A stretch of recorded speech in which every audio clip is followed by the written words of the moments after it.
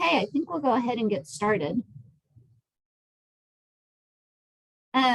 I'm really excited to have Janey joining us again this morning. Janey joined us during Sober October, and she's an amazing woman. She's been a radio host for over 20 years. She's the author of several books, including Happy, Healthy, Sober. And she started the Sober Club, which is a support group, as well as an entire coaching organization, which you can find out more about on her website, which is the Sober Club, isn't it, Janey? Soberclub.com. Yeah, that's right. The soberclub.com. Yeah. Okay. So welcome. Thank you for being here. Oh, thank you so much for inviting me. It's lovely to see you guys. Yeah. Janey it's 4 p.m. her time. So it's the end of the day. So I'd love to get started, Janey, just kind of a bit about your personal history and when you decided to quit and why, and did you hit rock bottom? What's the story? Yeah, so if anyone has heard my podcast, Alcohol Free Life, I've shared bits of this story a lot. So apologies if you have heard it before. But I was what we now know as, the term is, grey area drinker. So I think it's really important to kind of stress this from the off, because it's what kept me stuck in what I call the alcohol trap for so many years. Because certainly here in the UK, we tend to think that there's two types of drinkers. So there's those who are at rock bottom, and it's obvious that they desperately need help, rehabilitation, or, they're clinically dependent and they clearly need support. And then the perception is there's everybody else. And everybody else, they're just happy social drinkers, and every now and then they have a bit too much. Now, I was at neither end of that spectrum. I certainly wasn't at rock bottom. I never had a day off work. I barely even had hangovers, such was my tolerance. I never drove under influence. Nobody would know I had any kind of a problem. But I also wasn't perfectly okay. I was really focused on my health and well-being, because that's the books I write. And yet I was caught in this trap, as so many people are, of just drinking because it's the done thing. So, and then it becomes a habit. And then I'm drinking every day, or, most days at least. And then I'll be waking up at 3 a.m. pretty much every day thinking, what is going on here? This isn't quite right. Why am I waking up with the ceiling spinning again? And it's only Tuesday. What the hell? What is this? I'm meant to be healthy. I'm meant to care about holistic living. And this went on for years and years and years and years. And every time I tried to do something about it, maybe I would kind of ask a therapist. If I went to a therapist, I might sort of say, oh, you know what, I'm a little bit worried about my drinking. It's kind of every night. And the answer would always be, yeah, seems fine. Just have an alcohol-free day. It seems fine. So I'd go straight back down the booze elevator, until I finally quit, until the light finally came on, and I realized that I was literally caught in this alcohol trap. I was a grey area drinker, and I was heading to the bottom of the booze elevator, and I could actually get off. And so now it's my kind of life's work to share with everybody. Don't wait till you're at rock bottom, because what nobody ever tells you is just how much better life is without booze. Nobody ever said that. It was always a case of, oh, poor you, like, oh, you can't hold your beer. That's a shame. Well, have the odd alcohol-free day and you'll be fine. Nobody ever said to me, oh my God, what a great realization. Stop drinking. Your life will be so much better. So that's my life's work. And that was 5 and a bit years ago. I mean, it's pretty amazing how we all kind of ask the question, do I have a problem?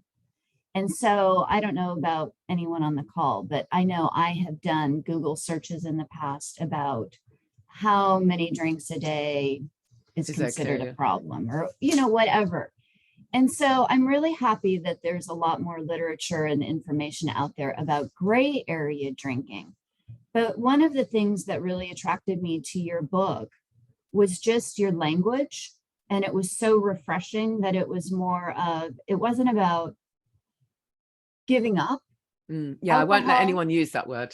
Yeah, talk about your Everyone does it languaging. accidentally. Yeah, people do it accidentally, of course they do. But I really think language is important.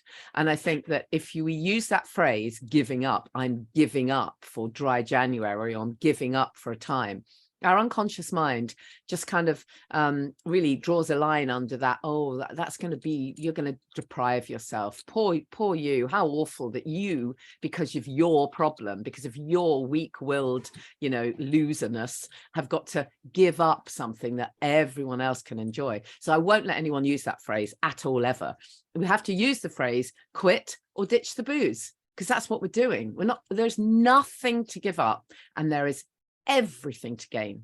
So I think if we start from that premise, it changes everything. If we focus purely on what we're gaining, because there's nothing to give up, nothing. If we focus only on what we're gaining, then that really changes our mindset. It's so true. And I would say a lot of the people on this call this morning have been participating in Dry January. And I mean, even 2 nights ago, I was at dinner with a friend that I hadn't seen in a while, gave me such a hard time for not drinking. And it is an interesting cultural phenomenon that it's one of the only things in society that you get shamed for not doing. That lovely expression, which I think was first coined by Jason Vale, Juice Master. Alcohol is the only drug we have to justify not taking.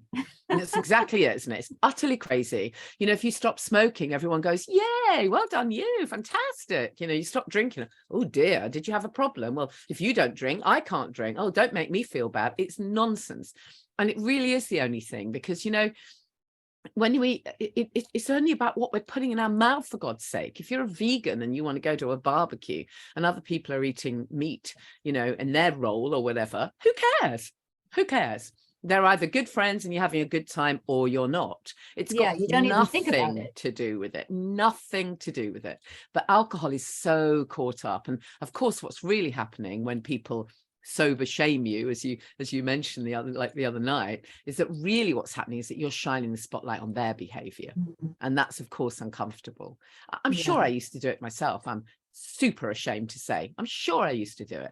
And I certainly used to think that I had a couple of friends who never drank, and I remember thinking, oh, they're so boring, look at them with they're so happy to have that cup of tea. Oh, how ridiculous. I mean, now I think back, they were always the lucky ones. Just took me some time to get there. Yeah. And then how about some other misunderstandings about drinking, like the link between anxiety and drinking? It's huge. It's absolutely huge. And, really very few people talk about this link. It's not made enough of. And yet, the link between mental health issues and alcohol, I mean, you just cannot underestimate that link. Now, I'm not saying that every mental health issue, every piece of anxiety is caused by drinking. Of course it isn't. But whatever you have going on, alcohol will exacerbate it. It will heighten it, whatever you've got going on. And we have to remember that alcohol is a depressant. We've been taught to believe that it helps us celebrate, helps us feel great. Oh, it also helps us relax, apparently. I mean, the reality is the emperor's not wearing any clothes. It doesn't do any of those things. It's nonsense. But the reality is it's a depressant. And yeah, you get that initial buzz perhaps, and, numbs you out. But when that wears off, we've heard that expression, hangxiety. When that wears off, oh my goodness, everything is out of whack. Your brain chemistry is completely confused. And so you're desperate to reach for the next fix, which is why we go back and do it all over again the next night. So, it's so detrimental to our mental health. And, it's really interesting for me because I didn't actually think of myself as having anxiety, really. I thought I was okay. It wasn't actually till I stopped drinking that I realized just how anxious I'd really been. And honestly, the difference was incredible. And I just feel so much more resilient now, so much more balanced, and the difference is huge. I have many members in my community who have found that they no longer need antidepressants. Of course, I'm not saying come off antidepressants, not for 1 second. You know, I'm not trying to do any medical stuff on you, but I'm just pointing out the reality that certainly in the UK, antidepressants often get handed out like sweets. Quite frankly, women rock up to a GP and say, oh, I'm really anxious, mood swings, I'm not sleeping very well, I'm this, I'm that. They never get asked about their drinking. They don't get asked, are you actually drinking a bottle of wine every night? They don't get asked that question. They just get given antidepressants and possibly HRT. And actually, that's medicating on top of medication, right? And sometimes when they take away the booze, and they're able to actually feel much more balanced and actually like themselves, and they have that resilience to be able to deal with problems, because life still brings us problems, because that's life, they're able to quit.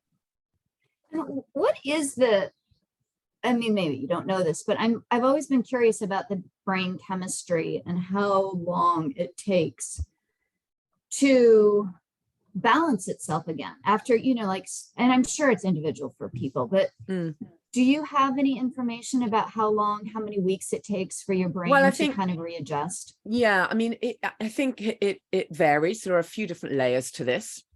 So, you know, what I usually kind of share is that when it comes to, depending on how much you've been drinking as well, of course, but if you are a gray area drinker, then typically all the alcohol will have left your body within, you know, kind of 3 to 5 days or whatever.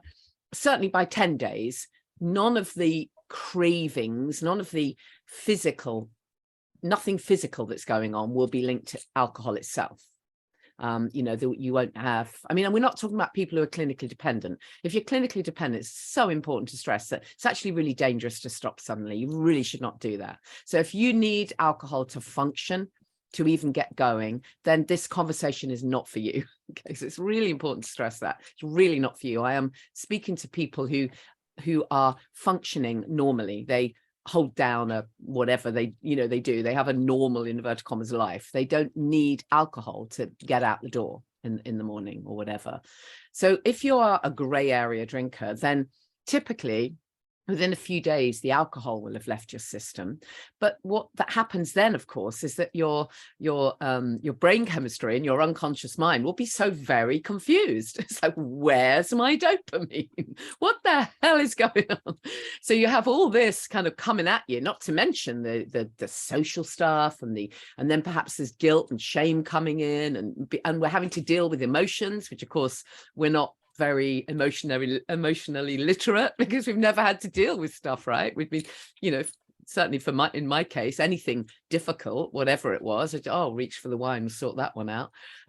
So there's a lot going on in those early weeks. So what I usually recommend to people is that they set aside, this is why the dry Januaries and stuff don't always work so well, because what you really need to do is have a minimum of 4 weeks when you first stop drinking, and focus fully on fantastic nutrition to support that brain chemistry. And I really mean that. Real food, proper food. This is not the time to be fasting or doing fatty diets or anything like that. You've really got to have proper food, and you need plenty of protein and really good nutrients to support the brain chemistry. And of course, the other lifestyle pieces that will also support that, you know, give you that little dopamine hit, but in a healthy way. So the answer to your question is, I don't know how long it takes altogether, but I do know that if you can support yourself nutritionally and put in those lifestyle pieces in the first 4 to 6 weeks, you will get through this with much more ease than if you just kind of, you're just reaching for the sugar and trying to fast and saying to yourself, oh, well, I'm not drinking, so I may as well lose a bit of weight too. I mean, that's when it gets disastrous. It's also kind of hard. I know for me, you know, like I kind of want to reward myself for not drinking. And so I have been more likely to eat more carbs, as an example. Like, okay, I'm not having the calories from alcohol, so therefore I can eat a little bit more. Is that okay? Or are you saying, like, you know, as long as it's not junk? Yeah, I would say in the first few weeks, the most important thing is that you stop drinking. So, if you get a sugar head on, so be it. I mean, of course, I would say make it as healthy as you can. In the Sober Club, we've got loads of expert videos around alternatives to sugar and all kinds of amazing nutritional advice. But the bottom line is, do whatever it takes to stop drinking. So if that means you eat a bit more, fine. We can sort that out later. I mean, of course, you want to feel good. So if you're binging on loads of absolute rubbish food, that's not going to sort out the dopamine either. So the aim is to take care of yourself. So we've stopped self-harming with the alcohol. So let's stop self-harming with the food as well. Most of us know what rubbish is, right? So don't have rubbish. Have plenty of really good food that fills you up. So it won't be a case of, oh, I'm really hungry, I really want more carbs. If you've had a fantastically healthy, properly decent sized, nutritious meal, you won't be wanting any more junk, will you? I mean, why would you, if that's a proper satiating meal? Does that make sense? It's only if you've been skimping on stuff and like, oh, well, I can't eat that because that's a bit fattening and I mustn't have that and I can't have an avocado. I mean, forget all that stuff. Just treat yourself to the most nutritious, healthy food you can possibly get in. And yes, if that includes a bit of cake, fine, so be it. Yeah, I love that attitude. How about other self-care strategies? Yeah, I mean that's a huge piece within the work that I do, is encouraging people to find what works for them. And it doesn't have to be big stuff. You don't have to go off to a spa or whatever. I mean, it's lovely if you can, but that's not what this is. This is little things. This is starting to appreciate the little things that make a difference. And when I was drinking, I never appreciated little things. I didn't know what my resources were, and I didn't appreciate them. But now I do. Now I can absolutely know the joy of stepping into fresh bed linen and treating myself to a tiny bunch of flowers just because I feel like it, or having a bath with essential oils, or buying a crystal, or and the list goes on and on and on. And it doesn't have to cost money. I mean, you will save money, by the way, not drinking. It doesn't have to cost money, but little things that just lift your spirits. And of course, finding what you enjoy doing as well. So sometimes people find that hobbies they used to do when they were kids, they suddenly remembered, what, I used to love playing the piano or scrapbooking or knitting or baking, and maybe I've got a bit more time on my hands, maybe I'll go do that. And they're the kind of small things that just start to bring back a bit more balance into your life. Yeah, it's amazing the time piece that you just referenced. Like, I really have found that I have more time, but it's not even just time. It's that clear-headedness. Yeah. And so Clarity. I'm so much more likely to read. Yeah. And I would love for the people who are on the call who have been doing Dry January, put in the chat area, like, if you've observed new hobbies or having more time to do something that is a rediscovery or a new discovery. I'd love to hear what you guys are up to, and if you have found the same thing. And while you're doing that, I'm going to ask Janey about sleep.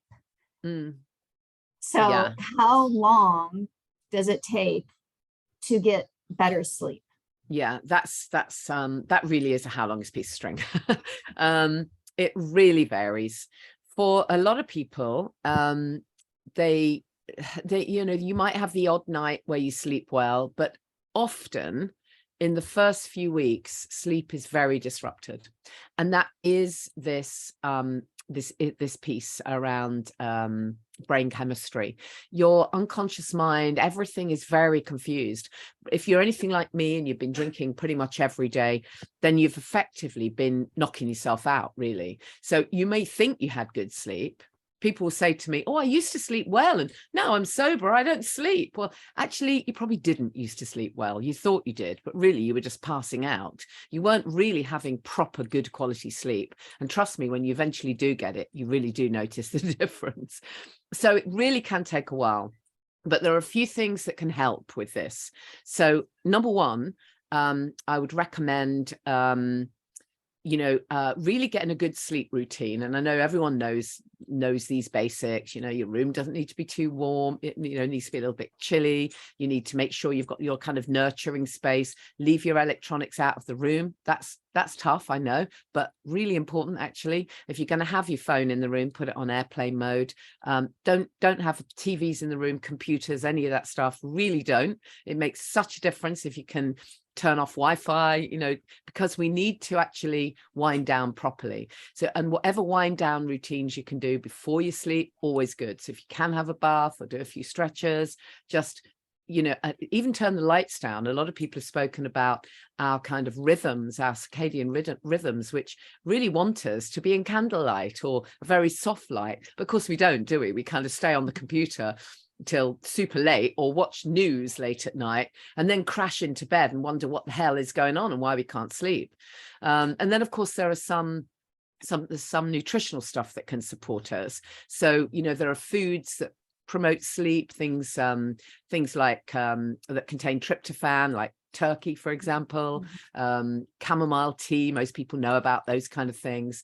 And then there are supplements. Magnesium is absolutely essential, but it has to be the right magnesium.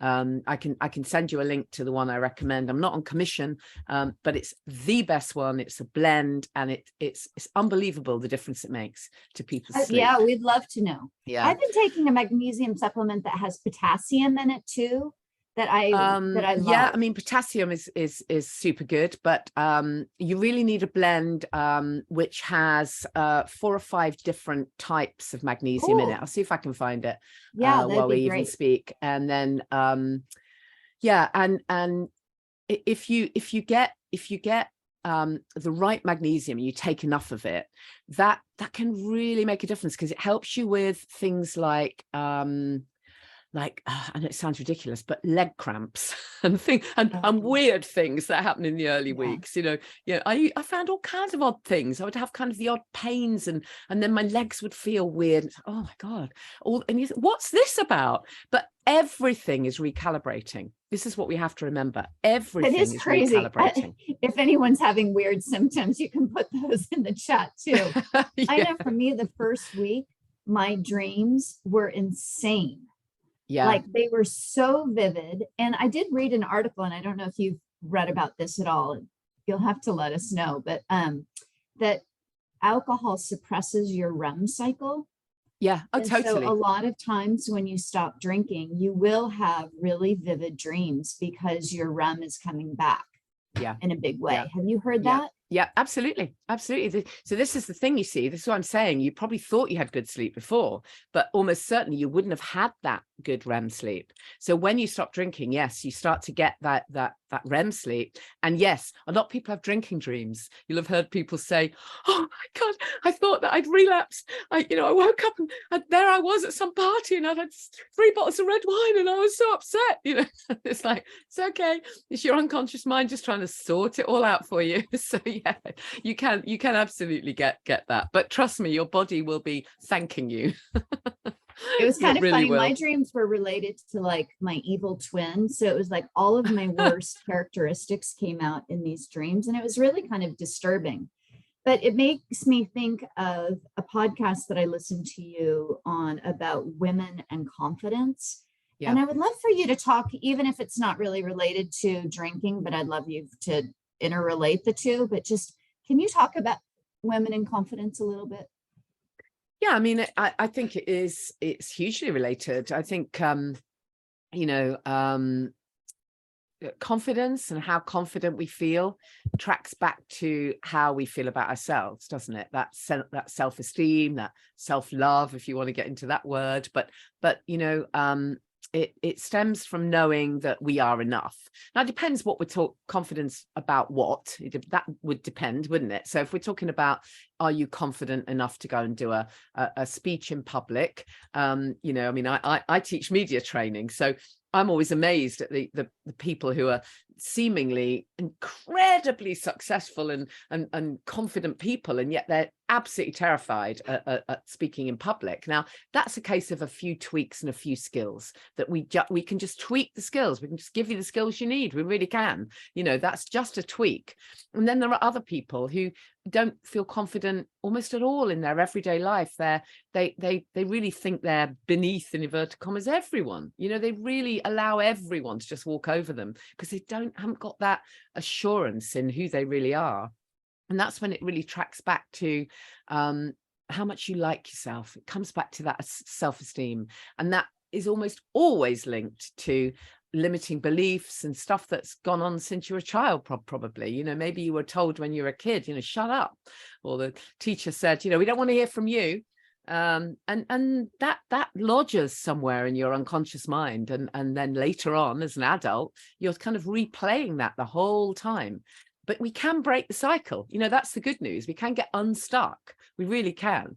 And a fantastic starting point is getting as well as you can get. You know, stop drinking, take away the poison, and then let's have a look what's there. You know, take away that poison, and then you can start to go, all right, so let's have a little look at the real me. What actually is going on here? And from that place, you can actually start to like yourself. And when you like yourself a little bit, of course, you're going to feel a little bit more self-assured. And then, yes, you may need some skills if it's confidence in, as I say, public speaking or whatever. You may need a few skills and a few tweaks and a bit of preparation. But ultimately, it really comes back to how kind we are to ourselves. I also liked what you said about showing your authentic self. And that's what other people are also craving in life and business right now, is that if you can express your authentic self and it comes across authentically, then it's so much more meaningful in both a personal and a business setting. Yeah, I think so. And I think that for me was one of the biggest kind of light bulbs really that went on, in that, you know, I always have had that confidence piece. That wasn't an issue for me. You know, I'm a presenter and all the rest of it, and public speaker. And so the confidence piece was never a thing for me. But the authenticity is slightly different.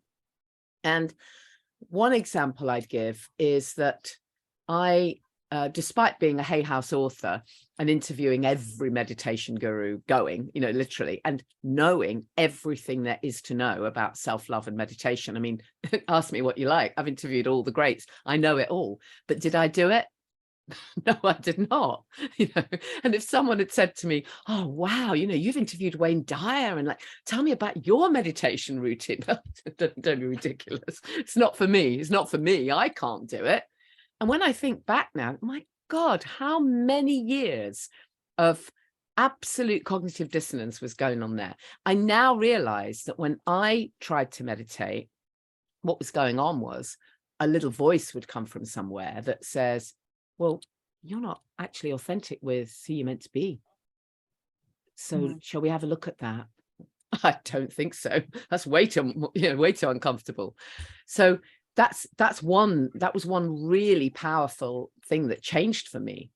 You know, I could not be with myself. I could not sit with my own thoughts. Absolutely not. You know, I used to say I'm you know, so extroverted, I don't even want to have a bath on my own, you know, but it's not true. It's actually not true. And ever such a lot of people find that they thought they were extroverts, but when they get sober, they realize they actually really quite like their own company. It's just they didn't before because they weren't authentic.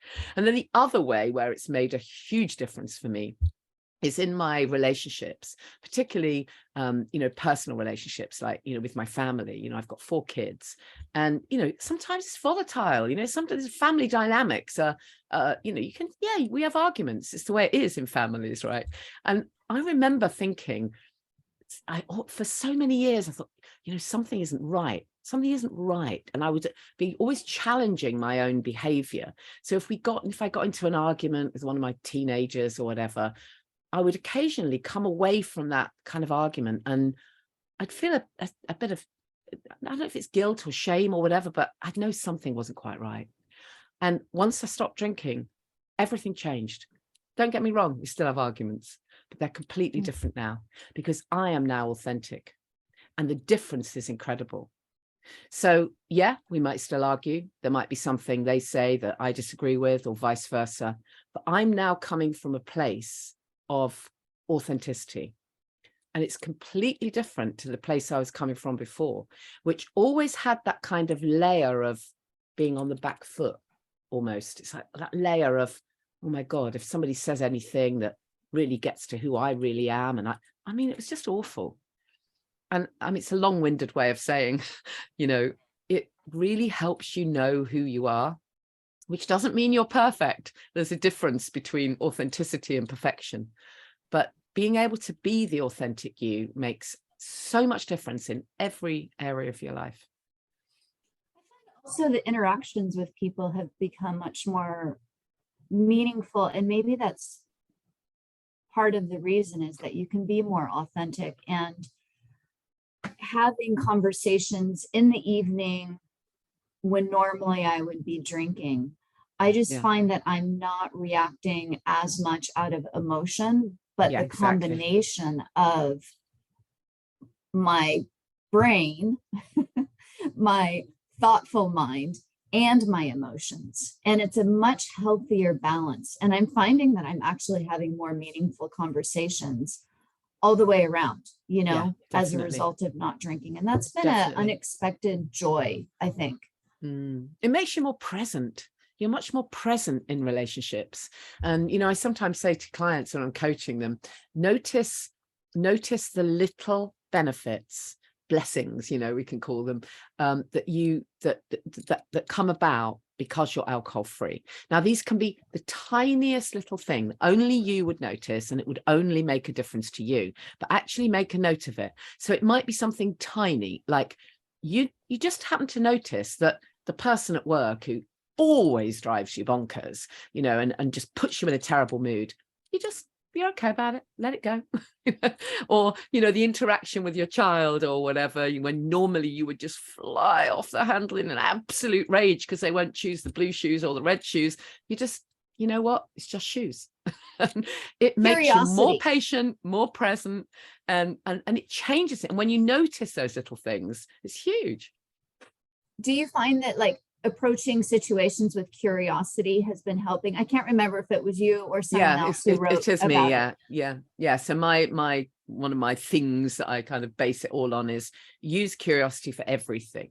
So it's okay to be curious about what will it be like when I love myself, when I'm more authentic. I wonder what it will feel like when I am, feeling more balanced. And because sometimes it's too big to just bring in the I love myself, the affirmations, because your unconscious mind says, no, you don't. No, you really don't, actually. So instead of that, we can just bring in the curiosity, because then it's just a question. What will it feel like? I wonder what it will feel like. I wonder what it will be like when I am feeling balanced, when I'm able to interact more calmly, when I really know who I am, when I feel authentic. I wonder what that will be like. Just bring in those questions. And amazingly, the universe tends to kind of provide you with the answers. I also loved the approach of being curious when you go to social events. And I know that it's been super interesting seeing friends around me drinking when I'm not, and just observing the dynamic. And I've actually kind of enjoyed going into evening situations that used to be uncomfortable because of not drinking. If you just have an open mind and you're curious what the night is going to bring, it helps me a lot. Does anyone else feel that way? Yeah, I mean, I think that I don't know what your listeners would say, but one thing I sometimes recommend is that if you're worried about a social event, just kind of treat it as though it's a bit of a anthropological study, and go in with that sort of curiosity of, I wonder how the humans behave in their natural habitat. I'm just going to become curious. Nobody else needs to know what you're observing. But when you just sort of put yourself, I mean, I sometimes say as well, hire yourself as an actress, an actress or an actor who is going in and you're playing the role of someone who's totally confident in their position, as choosing not to drink, and you're just going to have a little look for future reference at what's going on. And when you do that and you kind of just allow yourself to observe, you do notice that the person who is on their fourth or fifth glass is really getting boring and really looking worse for wear. And you do start to see that those jokes that you might have found hilarious a few weeks before are just not funny. and that actually it's a bit sad, really. And you also notice sometimes people who don't drink much at all. That was a revelation to me when I realized that there are some people who just kind of casually place their hand over the glass when the bottle's coming round, that they never have a refill. Oh, that's interesting. But it's fun just to observe. It puts you in the role of the observer rather than getting caught up thinking that all the attention is on you. Actually, the reality is it isn't.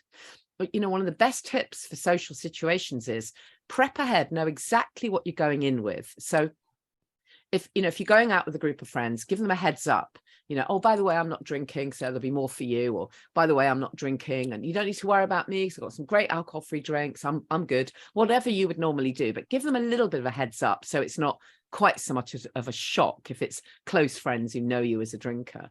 And of course, you can fib if you want, or you can tell the truth. Who cares? But then when you actually arrive somewhere, the trick is know exactly what you're going to say. So when someone says, oh, I know you said you're not drinking, don't be ridiculous. Don't be so goddamn boring. Here's a glass of wine. Get it down, rather than that kind of, oh, well, actually, you know what? I'm kind of not drinking. I'm sort of, oh, that, leaving that gap that they can drive a bus through. You know exactly what you're going to say. And that's, thank you. No, I'd love a drink. Thank you. I'll have a sparkling water or I'll have an alcohol-free beer. Thanks. That's great. How are you, by the way? I haven't seen you for ages. And you're on to the next topic. And when you prepped ahead and you're confident, you know exactly what you're going to say, and you just change the subject when they go off on one, because really it's none of their business. And when you're in the early weeks, I would not get into big, long discussions with, even with friends and family. That's why we have a community like the Sober Club, because there's so much you want to say, so many feelings that come up for you, but don't have those conversations with your mates and your family because they haven't been there, done it, got the t-shirt. And with the best will in the world, they might be supportive, but they're only supportive to a certain degree. There'll often come a time when that supportive family member or friend will just go, oh, you've done so well, look at you've done dry January. That's fantastic. Now you can just have one now, so save your innermost thoughts and what's really going on for people who have really been through this and they understand. Your comment about noticing people who aren't drinking very much, like putting the, over the glass when they come around to refill. Let's talk about moderation just a little bit, because I know some people at the end of dry January will be trying to cut back on drinking and apply moderation. Do you have any guidance or thoughts about that? Yeah, definitely. I mean, when I work with clients, I always say, well, there's two things really. I think that this whole idea of whether you are a mindful drinker, you will have heard that term, of course. I think if you're a mindful drinker, then it's not a thing for you. You wouldn't be listening to a call like this if we're told no interest for you at all. Because why would you want it's a little bit like saying, I sometimes use the analogy that, I'm a mindful kiwi fruit eater, I suppose you could say, or you could say I'm a moderate kiwi fruit eater if you want. Because, if one of my sons brings home some kiwi fruits, I might go, oh, do you know what? I haven't had one in ages and I might eat a kiwi fruit. And then a few days later, I might go to a friend's house and they might have a salad with some kiwi fruit. So I might have a bit more, right? And in fact, I might even have 2 helpings of the kiwi fruit salad. And then I might not have a kiwi fruit for 6 months. But in the interim period, I won't be like Googling it or joining a group or reading a book or waking up in the middle of the night worried about my kiwi fruits. You see what I mean? It's not a thing for me. It's not a thing for me at all. And some people drink like that. Some people have an off switch. Was exactly how my husband used to be. He could have a drink. He could occasionally go to a party and have slightly too much. And then probably if I wasn't around, he could go for 3-4 months, not even think about a drink. Well, it's just not a thing, not an issue. Absolute off switch. So if you are that, then you're good to go. Just obviously monitor it, because it still is poison. Let's be clear. It's poison. So let's just be clear about that. You know, you will still be better off not having any, but if it really is not a thing for you, it's not a thing for you, great. But if you're watching this call and any of this stuff is resonating, and you ever think to yourself, actually, do you know what? My life could be better without drinking. If you ever have that thought, then applying moderation is hard. That's the bottom line. It's so much harder to try to moderate when you are one of these people that don't have an off switch than it is to stop. So much harder. But if you're determined to do it, then here's the kind of tips. Number one, do a month first. So if some of you guys have done dry January, that's great. So do a month first, 30 days first of absolutely nothing. And then when you want to moderate, set your parameters around your moderation. So decide, is it, you know, Wednesday nights and Saturday nights or whatever, set your days, set your times, set your level of drinks, make your decision, make it non-negotiable. And then add in one other rule. Okay, and this is a really big one. Add in another rule that you will never drink, even if it's a designated drink night, if you are upset, angry, or fearful. Okay, because for obvious reasons, your unconscious mind will then continue this absolute BS that alcohol is the answer to your stress or anxiety or sadness or fear. And stop the link of having that crutch. Exactly. And actually, if you take that one out, people usually find, what's the point in drinking then? Mm-hmm. What's the point then? There is no point if you add that rule in.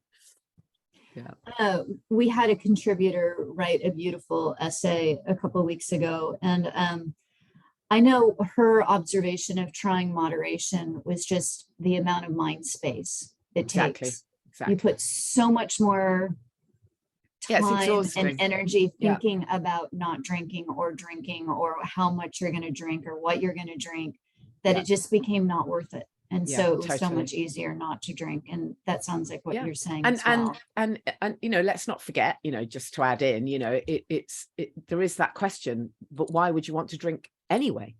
Because it is, you know, the number one most harmful drug when you take into consideration harm to not just the individual, but the economy and the health service. And, you know, I mean, why would anyone really want to drink? I know I would never have said that 6 years ago. If there's anyone thinking, well, that's all right for you, it really wasn't. You know, if you'd have said that to me 6 years ago, I could not have begun to imagine a life without booze. I could not imagine that I wouldn't desire alcohol. But now it wouldn't matter how many millions you offered me. I would not take, why would I do that? Like, just no way. Life is better, right? So much better. Every single aspect of life is better without toxic liquid. That's it, really. Janey, I don't know if you can see the chat, but I loved all of the responses about new activities. And I hope that we can take some of these for ideas of our own, but walks in nature, nightly reading and stargazing, Spanish, New Year's Eve cards. I wish I had done that. I still need to. Decluttering the house. I mean, it really is amazing how much more time that you It really is. It really is. And, you know, people, and also, you know, a lovely tip is to get a glass jar or a vase and put, I know not many people use cash anymore, but if you can go and get cash, even if it's just for a couple of weeks, put cash in a glass jar. Oh my God. Oh, wow. You think where that money would have gone, right? And then we can repurpose it on stuff that's for us, that's self-care. So time and money and so much more headspace. To be able to just think, what did I used to enjoy doing? I mean, sometimes people find that the time is freed up and they think, oh my goodness, I actually don't have much in my life. My life had become really small. And so then it's a time to become curious about, so what else would I like to bring in now? It's pretty exciting to think about. And the money piece, I mean, like a $15 cocktail, that starts to add up. For those One of my sober club members saved enough money to buy a camper van so she could like travel off around the UK. How cool is that? Tell us about the Sober Club and your coaching program. Yeah, so well, the Sober Club is just a fabulous community. It's small, it's not one of these massive ones. We don't have thousands of people. It's a full member portal of kind of resources and loads of amazing expert sessions and tons of stuff around well-being, nutrition, mindset, meditation, everything is in there. And we have a link to it. We have a course, Get the Buzz Without the Booze, that's included, a 90-day course, and a private Facebook group that's also included, and we do regular Zooms and stuff. So that's there's everything there really. That is thesoberclub.com, and anyone would be welcome to check it out, to join us. And then I also offer coaching. So I offer one-to-one coaching and some online courses. And then I also train sober coaches. So I don't know if that's what you meant, but I did. Yeah. Okay. Yeah. So yeah, in addition to being a coach, I now train people to become sober self-care coaches, which is just fantastic. And the way it came about was that, I'd been doing work with businesses, with therapists and businesses around, how they could find their authenticity and sell authentically and get their message out there and all of that stuff. And I'd been doing that work, and I'd been doing my one-to-one coaching, and suddenly the light came on. I thought, well, what am I doing? Of course I can bring this together. So it's been really fantastic. So we've got another training coming up in March. There is a kind of prerequisite for that people do have to have an understanding of being a grey area drinker. So they have to have had a few months of sobriety under their belt, having been a grey area drinker. But you don't have to have had coaching experience. That can all be included. So I expressed to Janey that I'm kind of interested in cool, becoming a sober coach. So we'll see.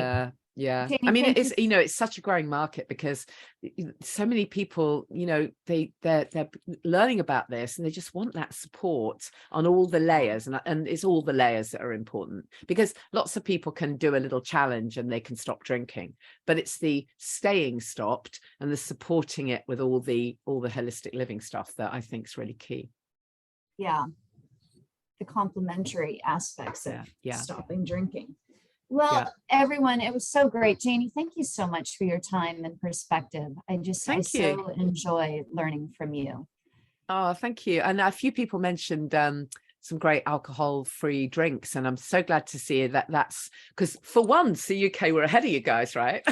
That doesn't happen often, but we really were ahead of you on the alcohol-free drinks market. But you're catching up. I see that now, and that, most of you know my phrase: keep the ritual, change the ingredients. We do want a nice drink when we come in from work sometimes, and that's fine. It's fine. Just make it something lovely in a nice glass, alcohol free. What's not to like?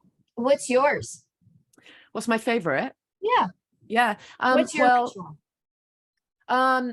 Again, you see, when I was drinking, it would be like, give me the wine. I would never try anything else. But now I love trying different ones. So I like things like, in the UK, there's a lovely artisan botanical called Sea Arch. So I have that with an artisan tonic, or I'll have an alcohol-free red, and I'll have it mulled. So I have like alcohol-free mulled wine, which is really fantastic in winter.